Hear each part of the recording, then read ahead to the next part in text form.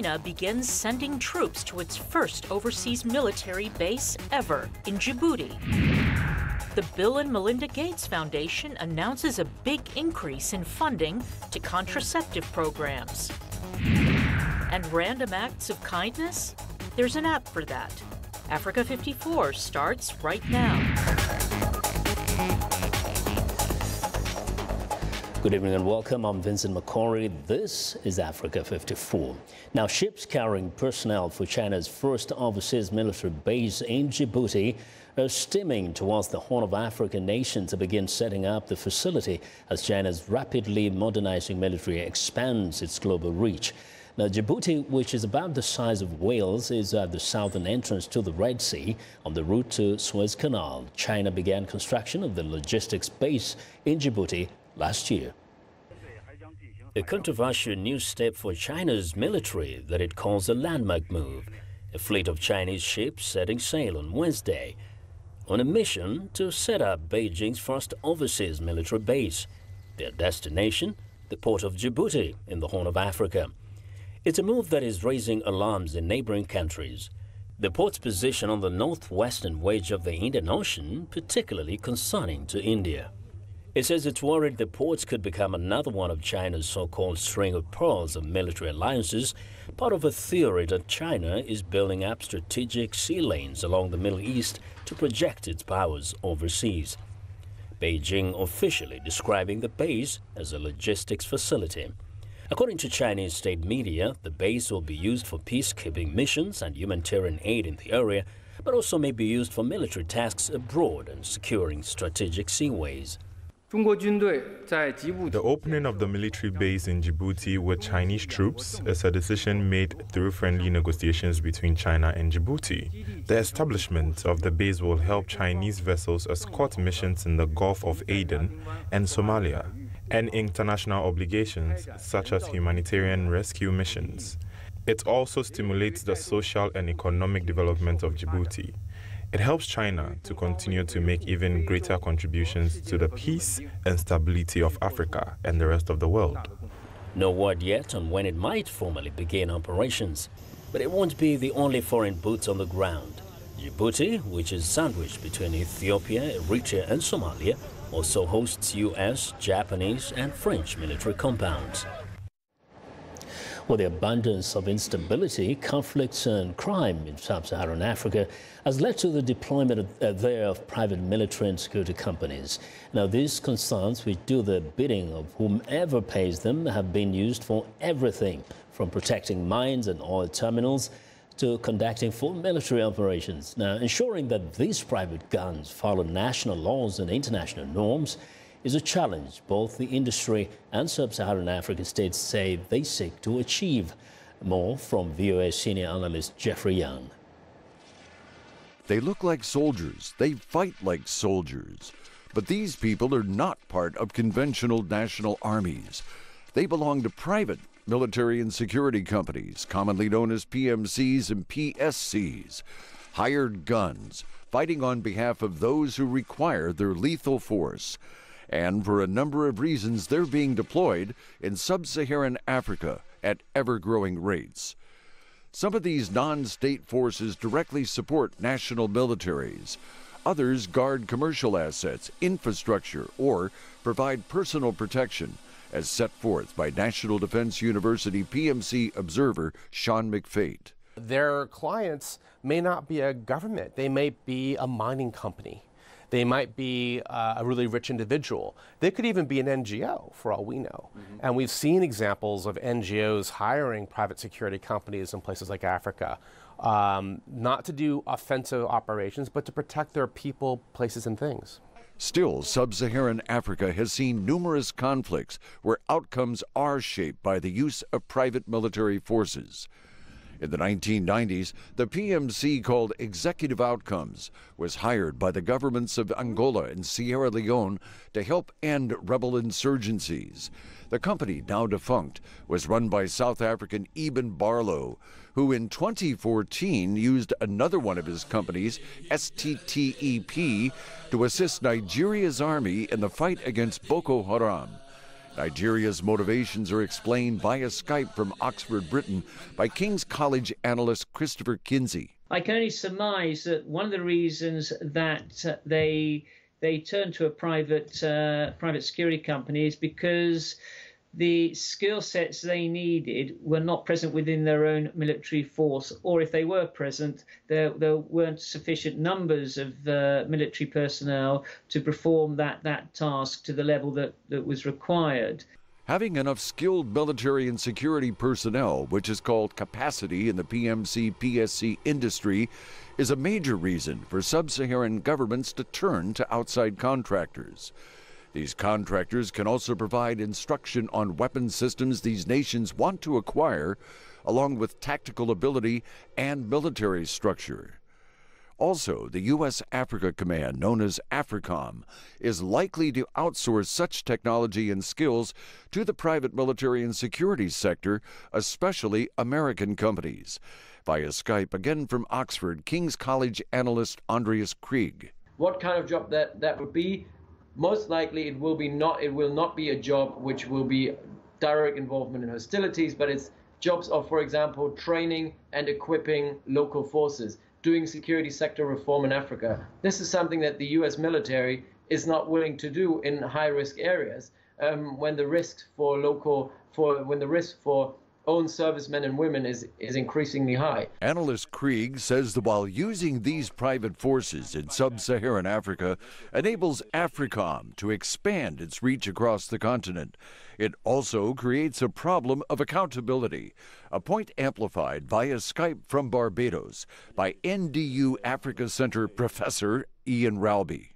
What makes Africa slightly different is the lack of oversight or regulation offered by the governments, and that's where the problem comes in. But African governments, through international agreements and tougher international laws, are moving for tighter control over these private forces. That effort will be detailed in another report. Jeffrey Young, VOA News. Well, Nigerian President Muhammadu Buhari is quickly recuperating from an illness and will return home shortly. That's according to his deputy, Yemi Osinbajo. Osinbajo said on Wednesday he had discussed a wide range of issues with Buhari, but declined to say more in his first comments since flying to London on Tuesday for a brief, unexplained visit to meet the president. Buhari left Abuja on May 7th and handed over power to his deputy to allay concerns of a leadership void. Nigerian officials have not disclosed details of Buhari's illness, which has caused a fierce speculation in Nigerian media and on social media about his ailment and whether he will seek a second term in the 2019 election. Now, despite reassurances, some residents in Nigeria have questioned whether the vice president, in fact, met with Buhari and have asked that photographs of them together at the meeting be released. He's in very high spirits. He's recuperating very quickly. We had a very long conversation. We spoke for well over an hour. And his humor is all there. He's doing well. How do I know that he's discussing with Buhari? Maybe he's discussing with the wife of Buhari. Maybe he's discussing with any other person over there. I don't know. Unless they show it to us in television or through anything that both of them are meeting. I don't believe they met at all. All around the world, when the president is sick, you see it publish it, you see it on national TV, you see it talk to the people. Even if you can't speak in English, at least let them show him discussing with the president and let them interpreter that will interpret to the vice president. This is what the president is saying. And everybody, our mind will be settled. We will know that our president is still alive. Not that you had a meeting, you cannot have a closed door meeting because we are citizens. You don't take us for granted. We don't want to see presidents in this time of our history. We want a healthy, vibrant president who is sound mentally and physically to be able to handle the problem facing the country. So the president, as far as I'm concerned, should leave the office. He should resign honorably so that the people of Nigeria can have a man that is healthy. Now, for more insight on the anxiety generated by President Buhari's illness and his absence from Nigeria, I'm joined on the phone from Maryland, just outside Washington, D.C., by Sylvester Okere. He's a political consultant and president of the United People for African Congress. Ms. Okere, welcome to Africa 54 again. Thank you for having me. you're being a great supporter of President Buhari. You hear the concerns of the people on the streets of Abuja. Question, what is your level of concern about the president's illness and absence?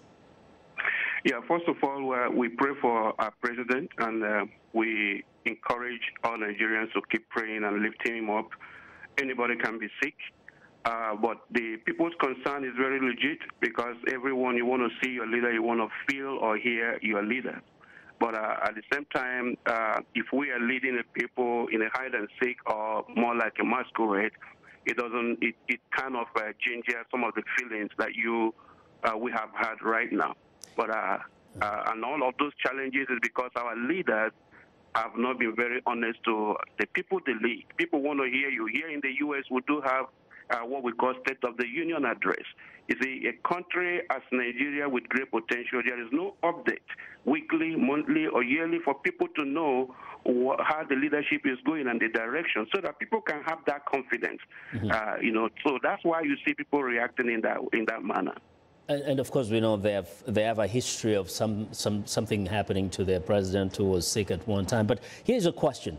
Nigeria brags of being the biggest economy on the continent of Africa. Question is, why is President Buhari being treated in London and not in Abuja? And I think I have said this on and on, even on your shows. It's a big embarrassment not only to Nigeria but to the whole of Africa if our leaders cannot boast of a good hospital, good institutions that will take care of it. As a matter of fact, there should be a legislation passed on any political leader not being flown abroad to take care of themselves. The biggest embarrassment is that here in the country, Nigerians are one of the best medical doctors and nurses I don't know how to say it. So it's a shame, a big shame, that we cannot have a good hospital. And now look at the presidential jet. Do you know how much it costs to service that, to protect that? And there is no hospital you go in the world that you will not find one Nigerian, either a doctor or a senior nurse. So what is wrong with us that we cannot build a good facility? Let it just be for politicians. Let it just be for leaders. So it's a big embarrassment. It's a big blow that with all the resources, all the knowledge, everything we brag about, we're still going outside the country to treat ourselves, our wives, our children, and everything. And we are leading. So we provoke people to react and to cause havoc that we see every day. So I discourage that, and I'm against it. And of course, this can relate, many Africans can relate to this question. Very quickly, in a few seconds, do you see the president running again, 2019? First of all, you have to be alive before you run again. Let's talk about his present health now and pray that he be strong. I know that people are... and I'll be honest with you, I support him. I stand with him from day one, and I will continue to stand with him. But I like to call a spade a spade. There are some issues that I was I don't like. Yeah. I don't expect what is going on at the moment, because I expected by now President Buhari and Professor Sibanjo would have tapped into the resources of Nigerians living abroad. We have a lot of potential that can help that country. And again, there are too many old people. When we have younger people with innovation, with clear mind to read the nation. I'm not saying that the old people are not good. We need their wisdom, but they need to relax and advise people. But you still see all the old people surrounding a little bit. We'll continue with this conversation another time. We have a lot to talk about it as regards Nigeria. Thanks a lot, Sylvester, for joining us today. Now, Sylvester Okere is a political consultant and president of the United People for African Congress. Now, we want to know what you think about Africa 54 and the stories we covered. Join the conversation on Facebook. The address is Africa 54. We are also streaming our show live on Facebook, so check us out and share our show with your friends also. And check out our headlines 24/7 on voaafrica.com. Find me on Twitter at VOA Vince McCory. Now, coming up, the Bill and Melinda Gates Foundation announces a big increase in funding to contraceptive programs. Stay with us.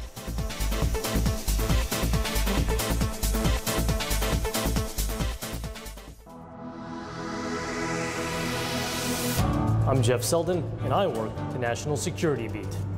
National Security Beat is anything that affects the national security of the United States, from counterterrorism to surveillance to even relations with Russia. It's one of the most fascinating beats you can have. It's probably one of the more important beats that you can cover because it touches on so many areas of the world, so many areas of people's day-to-day lives. I'm Jeff Selden, and my beat is national security.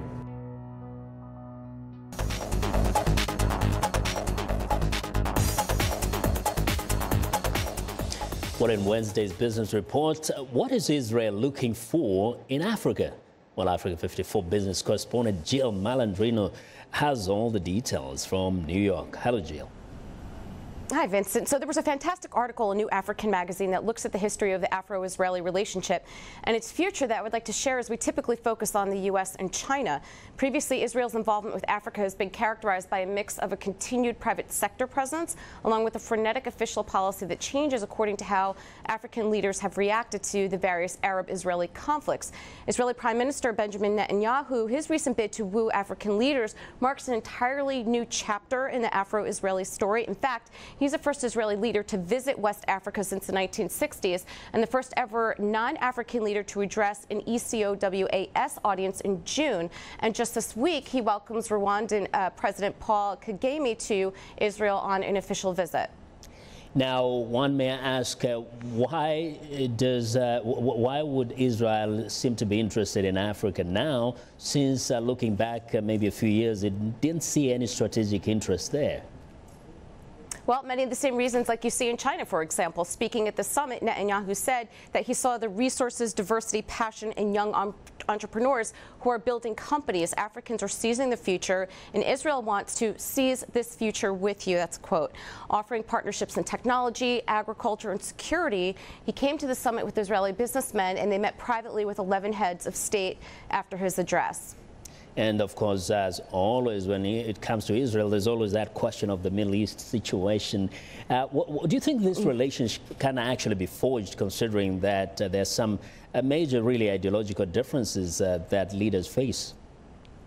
Well, that's an excellent question, and why I think this relationship will be interesting to watch. One of the explicit purposes for Netanyahu's trip was to gather African support for Israel in the UN. African leaders have often opposed Israel in the UN over the Palestine issue, owing to the huge Muslim population in Africa, and also out of principle, as many identify with the plight of the Palestinians, as New African magazine points out. That said, Afro-Israeli relations have essentially taken a 20-year hiatus since the 90s, meaning that Africa has largely been off Israel's radar and vice versa until now and until Netanyahu. So a lot of conceptual differences may have mellowed out over that time period. Whatever the case, looks like everyone is trying to court Africa.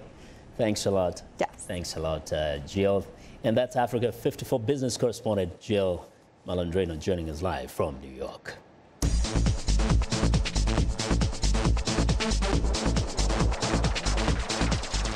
Well, in Alexandria, Virginia, just outside Washington, D.C., the Delray neighborhood is quietly fighting back after hate posters were recently put on trees and windshields around the area.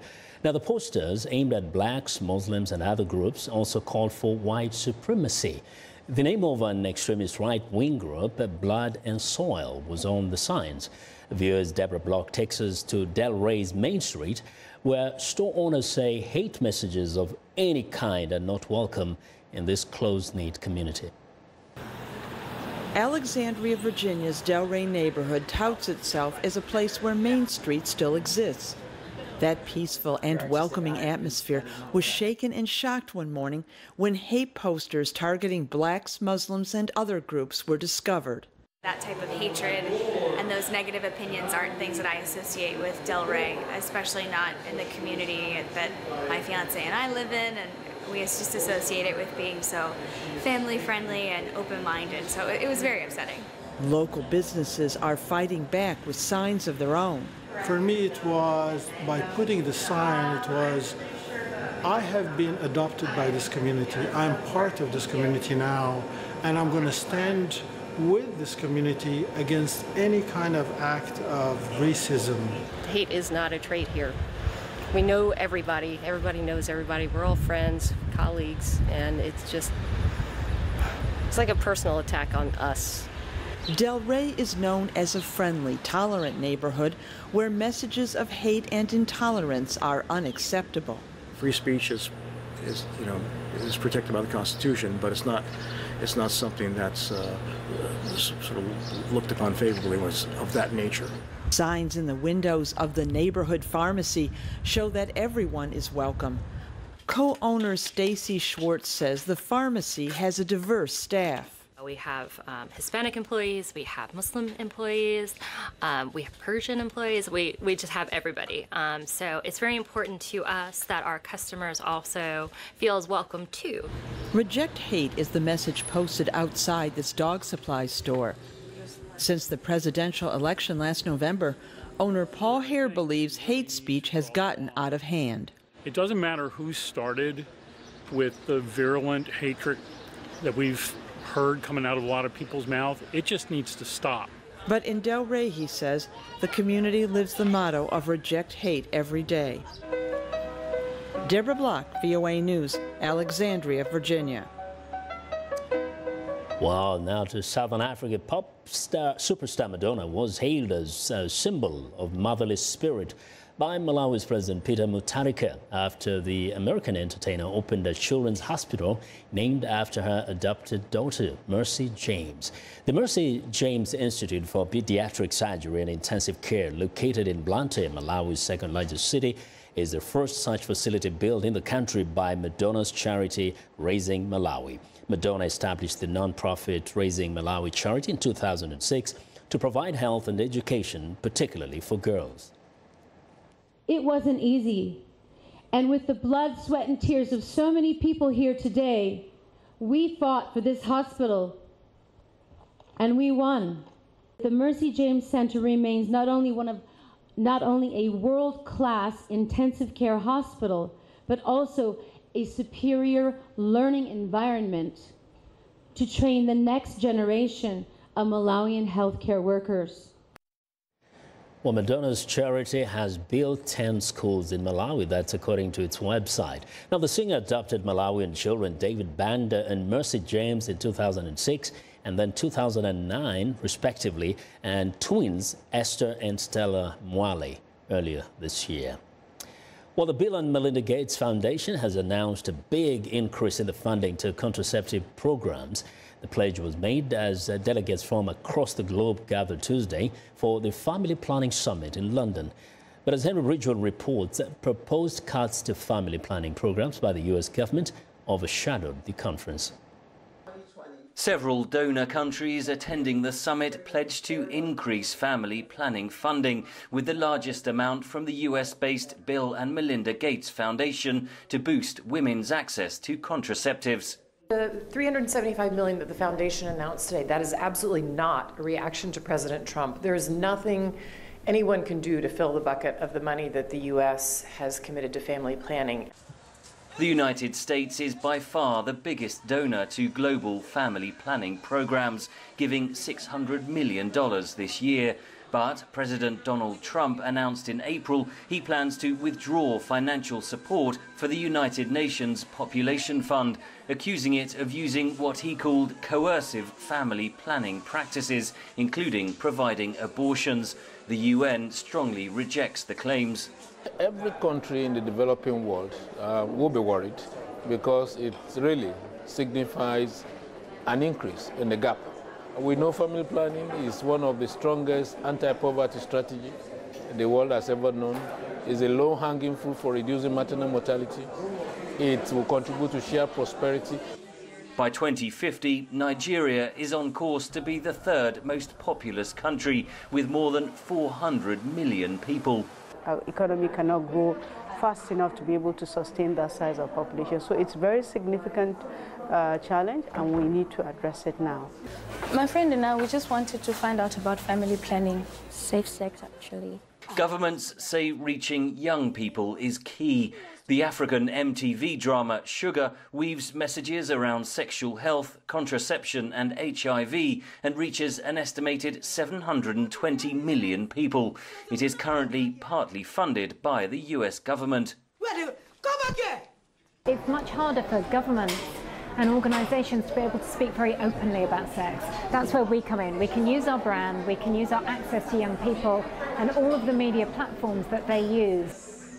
Delegates expressed hope that partnering between the private sector and governments can provide improved access to contraceptives and family planning advice. Henry Ridgewell for VOA News, London. Well, it's time now for a short break. Still to come on Africa 54, kindness goes high-tech. We'll be right back.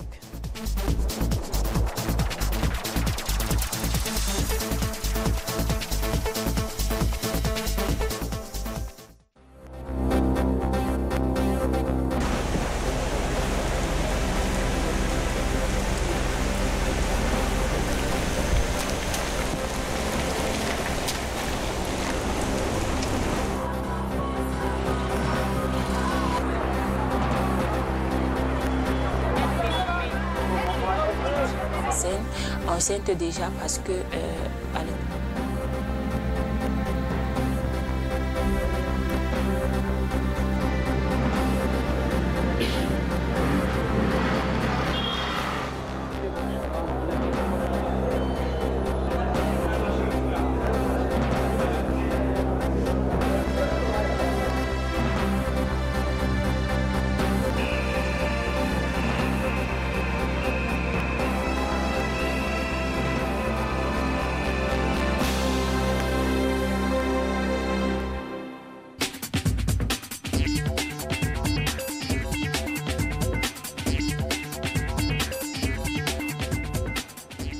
Welcome back to Africa 54, and here's what's trending.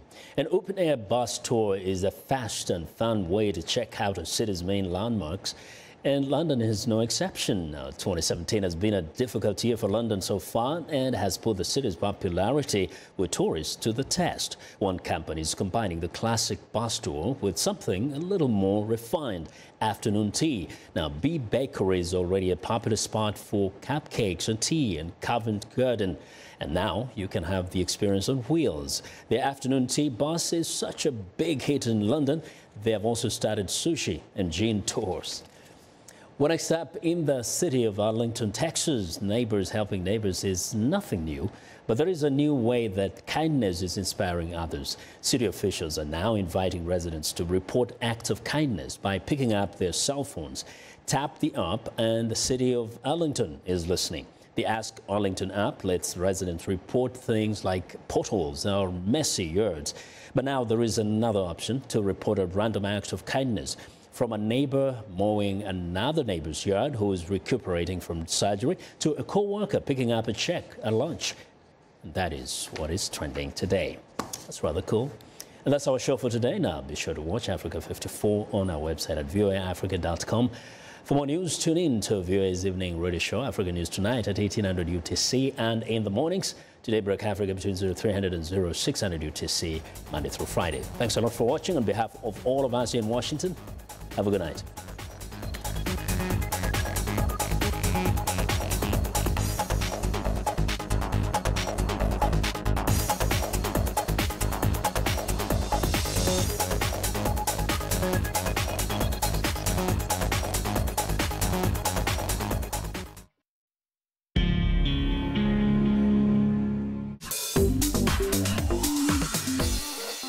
Welcome to English in a Minute. When something loses its original shape or form, it does not look very natural or comfortable. Bent out of shape. Hey, did you tell Greg about my dinner party? Yeah, I did. I thought he was invited. Well, now he's all bent out of shape because I didn't invite him. I'm sorry.